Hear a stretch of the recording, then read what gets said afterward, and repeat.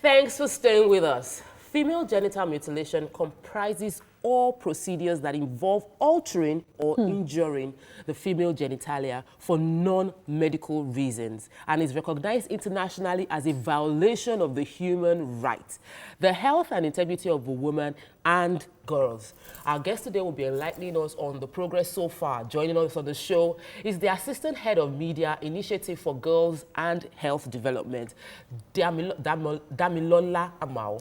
Right. Good morning. Welcome to the show. Thank you. So we've discussed it every year. Like the past 7 years or 6 years I've been on the show, every year we talk about this issue because we're women and we can't be found shying away from this. Yeah. And I'm hoping that people hearing this over and over again understand that this is a violation. Yes. So can you break down why it is a violation? Because we see it, many of those that are doing it see it as a cultural thing. It's like saying, don't cut your hair or don't weave a woman's hair. That's the way they see it. So how do we break it down to those watching right now that still feel like if I have a daughter tomorrow, I'm carrying her to the village and we're going to do this thing to make sure she's a complete woman? Okay, all right. Female genital mutilation, just like you said, involves cutting the female genitalia. And if you would accept with me, I think over time, I heard some time ago that the reason for that is basically to prevent promiscuity.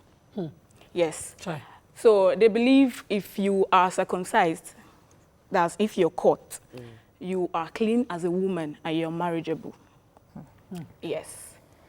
Research has it that is what our traditional rulers believe. So they see the uncircumcised as being unclean. So in this case, we are coming out now to campaign against FGM to tell them that it is not right.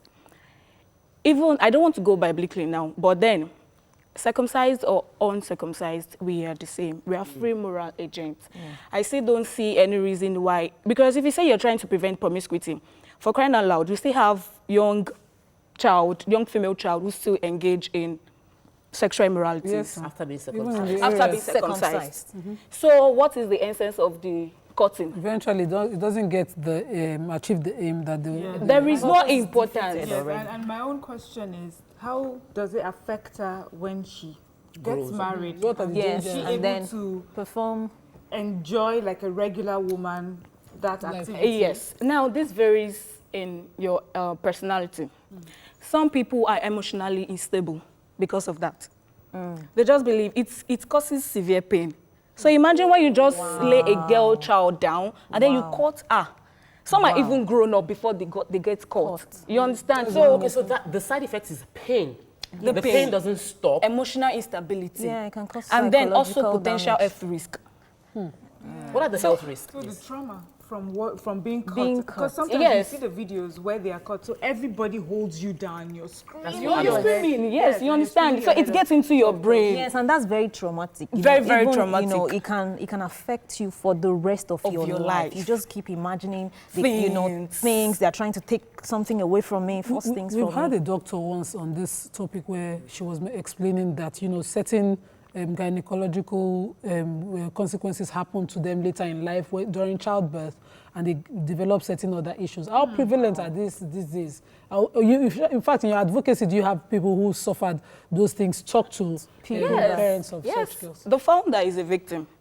Yes, and I'm sure if I would ask you all, you could be a victim of this female genital mutilation. No, you are not. Is it your family's intention or just they don't just do it? They don't do it in my Parents. family. Okay, I didn't even hear now about is it.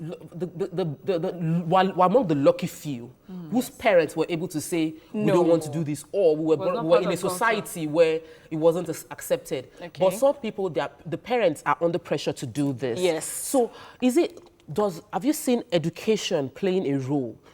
Educated parents being able to say no to this culture? Do you think that if we enlighten the parents more on the side effects, would it be able to converse, contradict the strong cultural influence of doing this? Yes, and that is why the Initiative for Girls' Rights and Health Development is on now. What do you do? Yes, it is basically to give us comprehensive sexual education. Okay. So instead of mutilating, we just educate them so they can make informed choices for themselves. Okay, I don't want to do this. This is the consequences if I do this. This is the consequences if I do that. So you just make your informed choices You don't need to indulge yourself in any frivolity once you know, once you're informed, once you're educated. And that's the essence of Initiative Girls' Rights and Health Development. Okay, please, can I ask that? Is it possible to educate the parents? Because you're talking about educating the girls themselves now. Yes. Telling them what you want to do. But the parents, you know, do we need to educate them, visit them, you know, this rural area, like what you're doing to your children are bad, you know? We started the sensitization with the community stakeholders. Okay, great. Traditional rulers and some religious leaders. In fact, we were able to attract the interest of the Oni of Ife, Oba Ade Ogunwusi. So, you understand? So, he's even a traditional person. So, if we could be interested in that, then you know it is totally unaccepted. So, I wanted to talk about culturally, in my own community in Edo, yes, girls used to be genitally mutilated. It was culture. But my parents did the reverse for their 4 girls. And growing up, I found out after marriage that they still had that culture. So I was invited to get mine done. I then questioned and you know, got information that it wasn't about the mutilation itself. It's about the ceremony that used to be around the mutilation. So largely it's been copped. So you're saying your own community has started to do the ceremony without the mutilation? Yes. So the ceremony for every girl, woman married, pregnant, because usually when you're pregnant, they still have that ceremony where wrappers are done and all that. You know, I feel that itself should be stopped. I wanted to know if you've come across such findings where they don't do it, but they still do the ceremony, so that it's still promoting, you know, the mutilation they itself. Are celebrating, but the girl is in the pain. girl, usually they don't do that anymore. Okay. So she just goes into seclusion and then comes out with a few women dancing and all that other ceremony around it. So what are you doing for communities like that still promote what they don't do? To the extent that people still trust that it's and right. What we're doing presently is just to keep sensitizing people. We're not done yet. Okay. We can't, for crying out loud, Africa has the largest percentage, and majorly in Nigeria. So where is this most prevalent? Like I said, Africa has the major percentage. Nigeria has the largest percentage. Then Osun State in Nigeria has the largest percentage. Based on data. Based on data research. Okay, so now, how are you engaging people? This is their business. You know, there's some women that their livelihood comes from doing this. I watched a documentary about the facial tribal marks and how they had to engage those people that do this. And I also watched in that interview that some of the people that do the traditional tribal marks are the ones that do the mutilation also. Yes. And it is passed on from generation to generation. So there are four fathers. That is their means of livelihood. That's their quotas. So how do we now engage these people into another stream of income so that they will no longer depend? Because if you take all the girls away from them, how will the next generation have a livelihood? Costing us? Yes. So what is the plan to engage those people into, if they don't have any quotas, they probably wouldn't do it? Yes. All right, so that is why education is very important. Well, I wouldn't want to say these people are not educated. Most likely they are not. Most likely they are not. But then I don't want to say that. But then I believe with education, at least they can get something done for themselves. So I just want to ask, this advocacy has been going on for many years.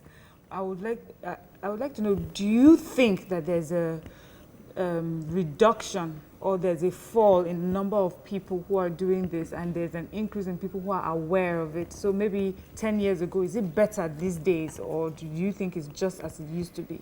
Okay, ever since Initiative for Girls' Rights and Health Development came on board, that was 2015, that's like 5 years ago, yes. So we've been able to at least reduce, especially, I said earlier that Osun State has the highest percentage, and so we have our office there in Osun State, Ile-Ife precisely, just to tackle it from the source, from that angle. So once we're able to overcome that aspect, then I'm sure we're good to go. Yeah, well done. Okay, so we're rounding off this segment. I'll take one tweet and then let you have the final word concerning this.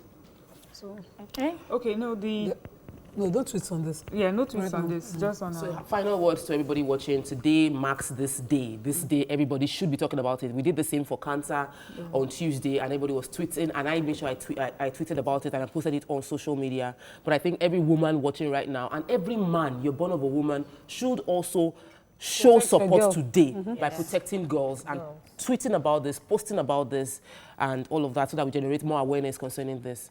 Yes, and actually, I did mention earlier that it's the International Zero Tolerance for FGM. So presently in Ile-Ife, there's a conference going on to celebrate that. Today? Yes, today. I'm supposed to be there, but I have to be here for some other purpose. Okay, all right. So on behalf of the founder and the executive director, Ayodele Bello, the board of trustees and the general members, we present to you this award. Wow.